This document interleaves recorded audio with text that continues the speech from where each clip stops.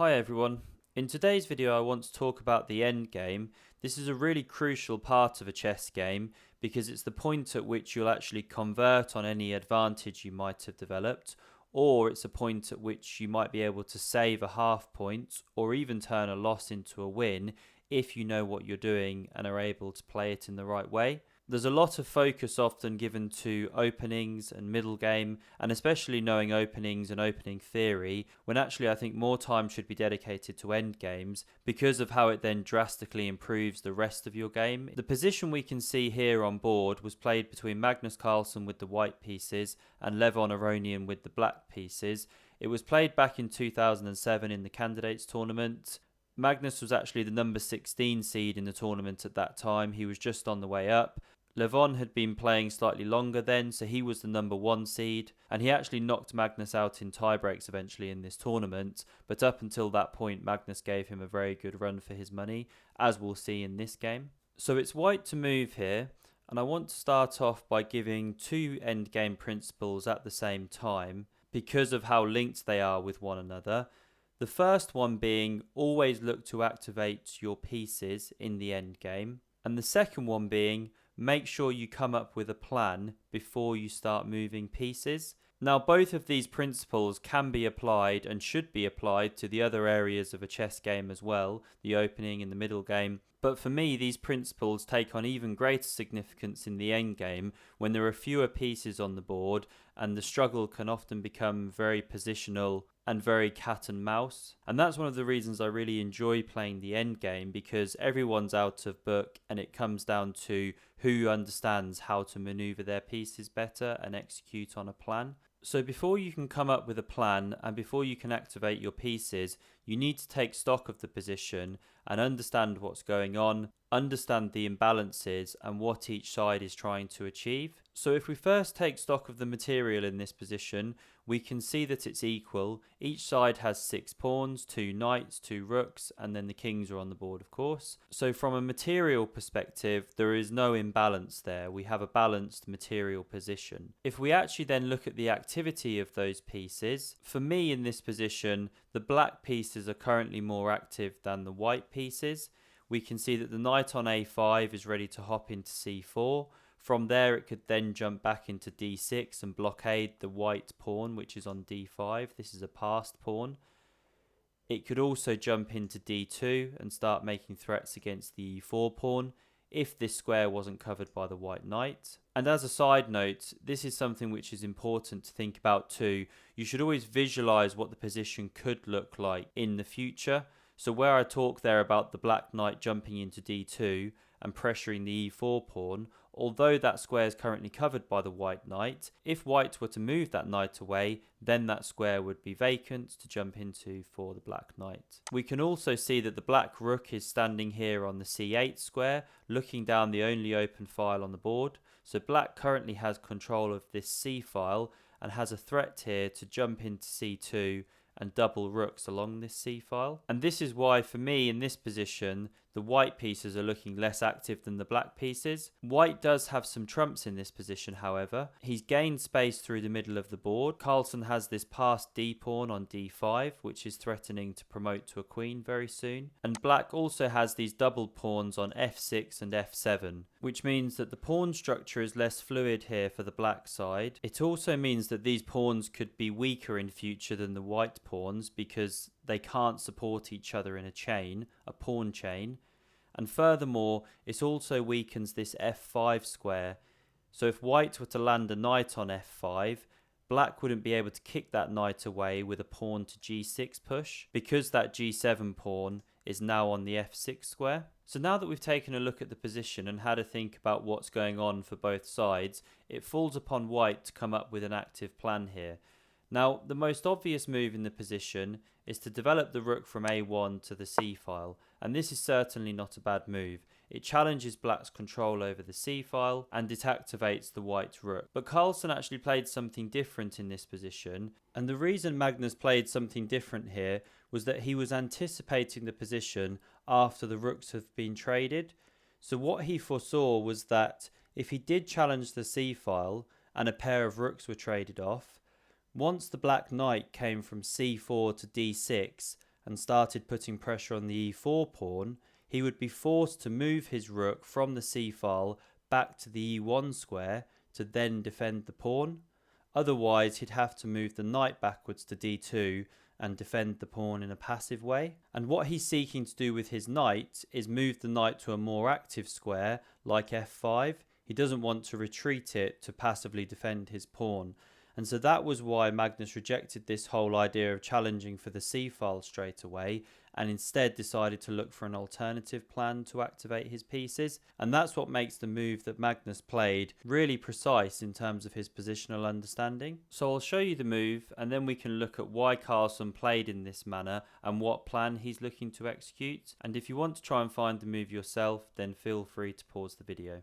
Magnus came up with a different plan here of pushing the h-pawn to h5, and this is a brilliant move which has two purposes. The first is that Magnus wants to activate his knight here on f3, so he wants to bring it into h4 and then across to f5, where it will then be exerting influence over all of these dark squares on the black king side.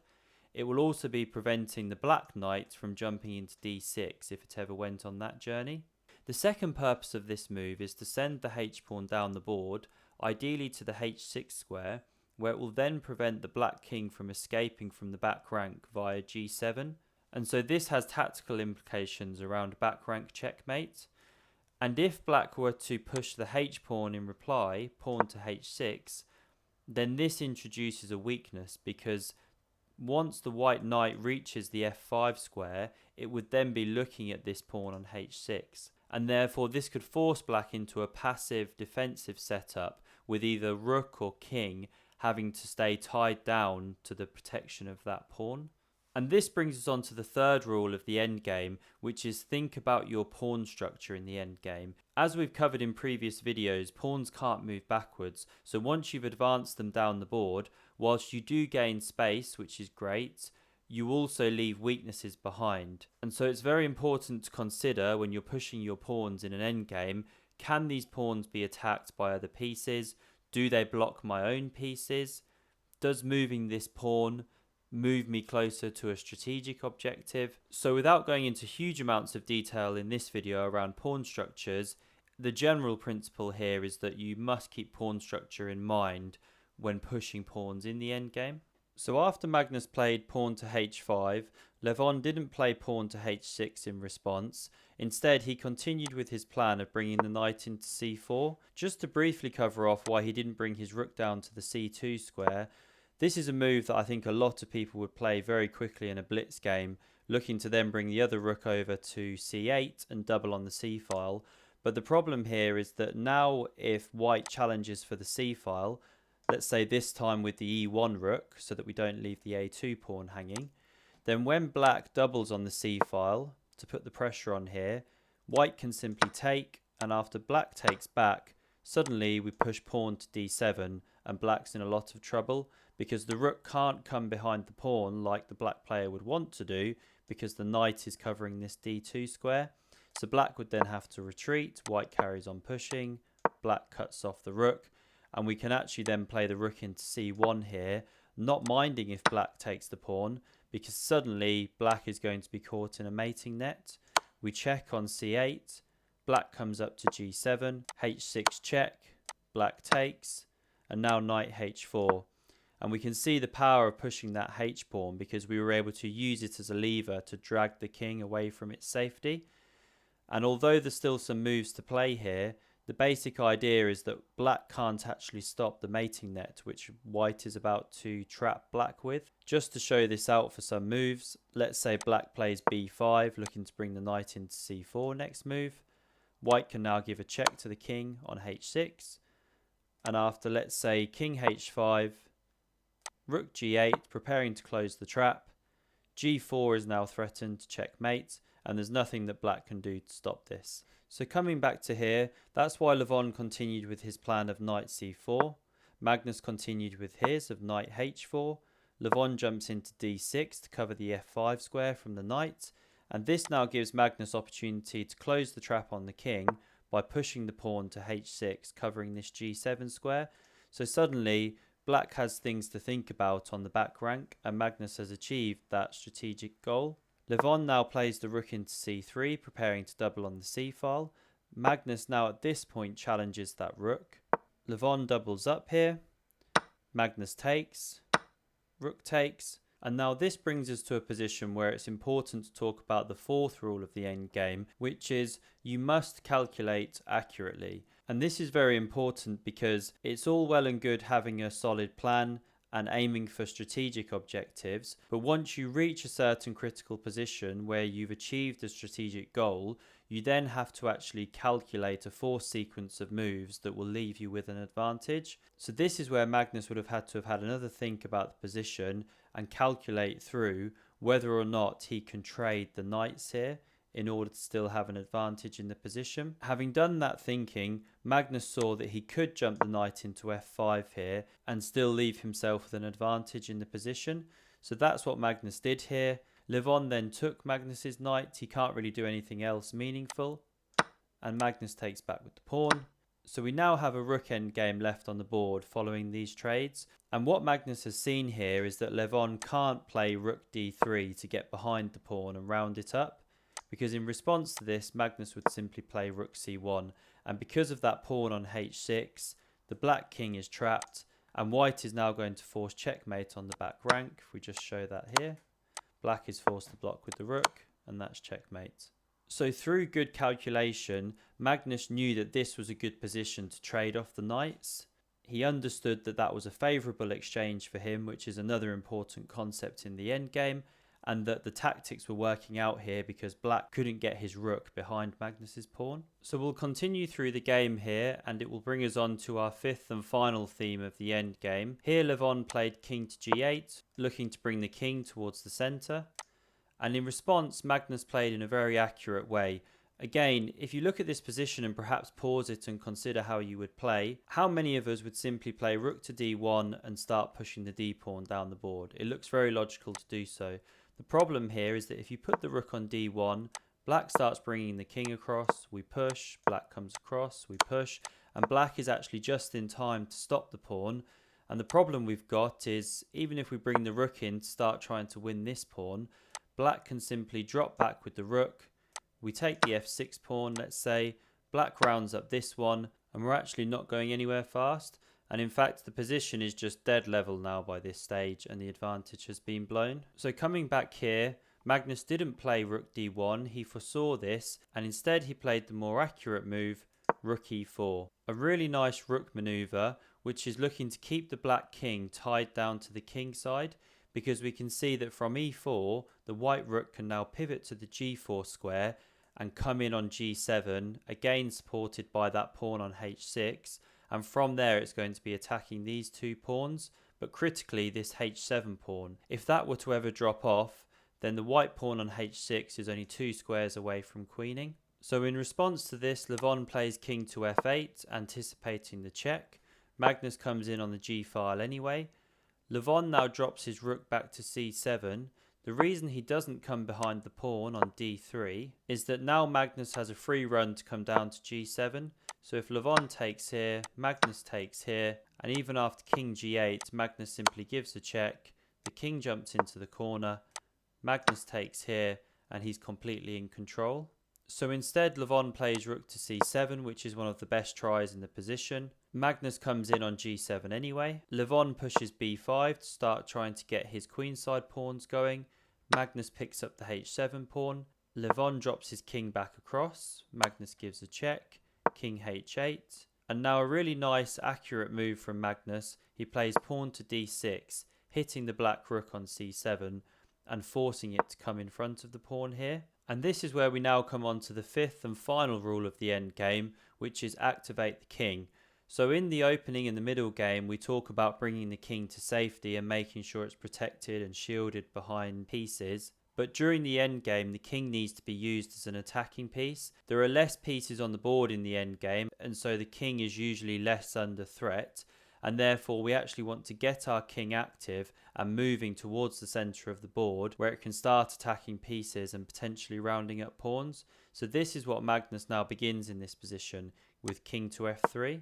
Levon now plays pawn to b4. Just to take a look at why he doesn't take the pawn on d6, he's actually very pinned down here. If he picks up this pawn on d6, he leaves the protection of the f7 pawn, which Magnus now rounds up with rook takes f7. And one of the key reasons this is a bad exchange for black is that this pawn was controlling the g6 square. Without the control of that square, it means that the white king now has a free run into the black position here, and from g6 it can start threatening mate against the black king in combination with the white rook.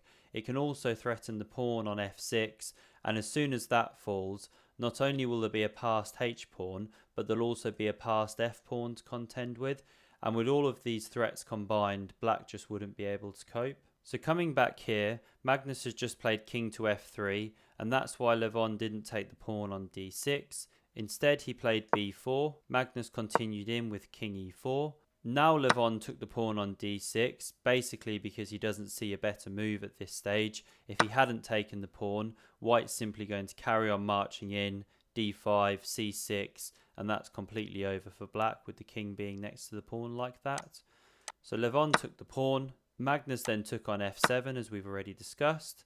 Levon played rook to a6, looking to round up this pawn and try and get his own b pawn going.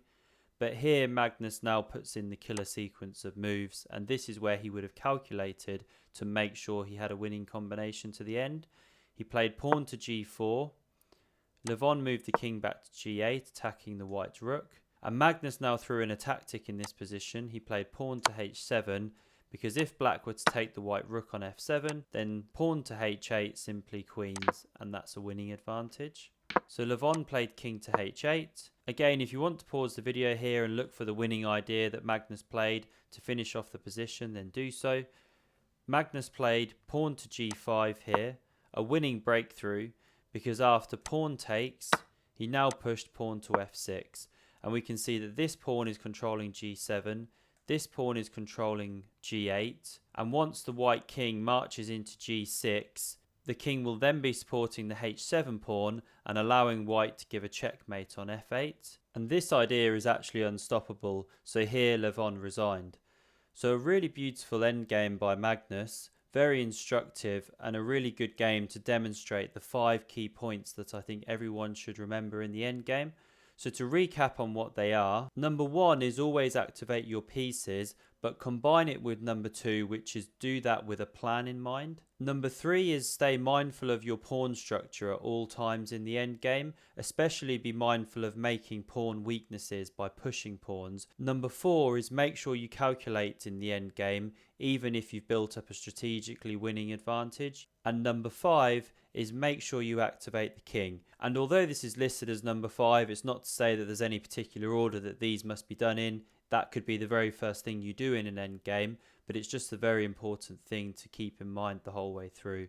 And I guess the kind of bonus tip to chuck in here is around the exchange of pieces. We saw in this game that Magnus exchanged the knights at a time in the game that was favourable to him. So when you're exchanging pieces in the endgame, make sure you're doing so at the right moments. And we can certainly cover that in a bit more detail in another video as to how you will know when the moment is right and what things to look out for in a position. So bit of a longer video today. I hope you got something out of that and that really helps you in your end games moving forward. I definitely recommend studying the classics whenever you can, especially endgame classics, because it really helps develop your understanding of these concepts. I hope it helps in your own personal games. As always, leave a comment down below if you have any questions. Don't forget to like, share, subscribe if you haven't done so already, and thanks very much for watching.